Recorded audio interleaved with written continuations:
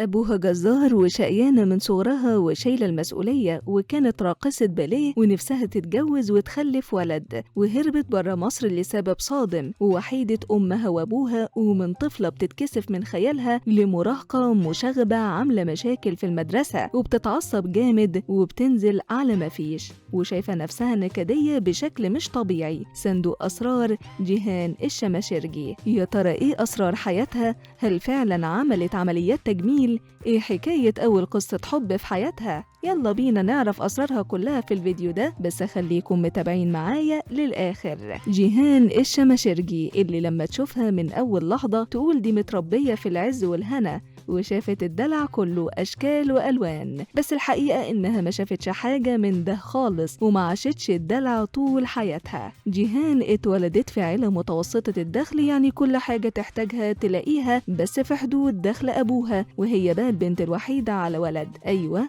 هما ولد وبنت، ومن صغرها شقيانة جدا وشايلة المسؤولية، بس رافضة تتكلم وتقول إيه اللي خلاها تشقى من صغرها وحابة تحتفظ بالكلام ده لنفسها. جيهان ما كانش ليها في المدرسة خالص لأنها كانت خجولة بزيادة وما بتنطقش كلمة، لدرجة إن صحابها في المدرسة كانوا بيقولوا عليها أبو الهول راح أبو الهول جه، والحاجة الوحيدة اللي كانت شاطرة فيها هي الرسم والنحت. أما بقى الدراسة فبتقول إنها كانت بتغش وبتعدي كل سنة من غير ما تذاكر، والحقيقة إن أمها كانت بتنمي الموهبة دي عندها، وفي أجازة المدرسة كانت بتوديها كلية تربية قسم رسم وموسيقى علشان تنمي موهبتها. ده غير بقى موهبتها في الرقص. أيوة، ما كانت راقصة باليه في دار الأوبرا المصرية، رغم إن أبوها كان رافض في الأول، بس بعدين فهم الموضوع وإنه رقص شيك. نجمتنا ما فضلتش خجولة طول عمرها، لا دي أول ما دخلت الثانوية العامة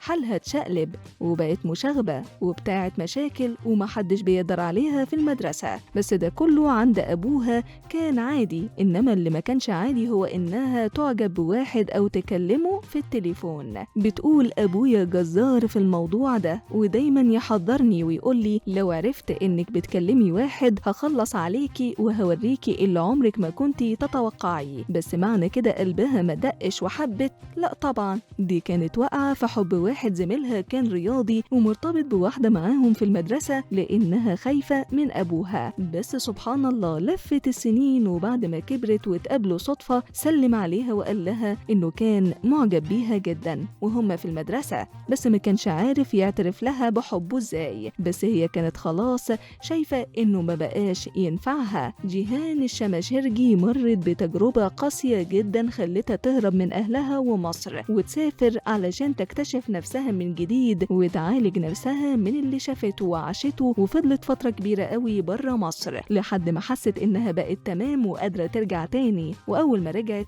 ربنا كرمها بالتمثيل. أما بقى عن خدودها اللي محير الكل وبيقولوا إنها نفخاهم، فده مش حقيقي. بتحلف بالله إنها ما عملتش كده ولا عملت تجميل خالص في وشها، وممكن تعمل بس لما تكبر في السن. نجمتنا بتتعصب بسرعة ومش عصبية عادية، لا دي بتتعصب جامد بس في الآخر بتنزل على ما فيش، يعني ما بتعملش حاجة تضايق بيها غيرها. ده غير إنها شايفة نفسها نكدية، يعني مش طول الوقت فرفوشة وبتضحك زي ما الناس متخيلة، لا دي في أوقات كتير بتقعد تندب حظها فيها وتعيط من غير سبب.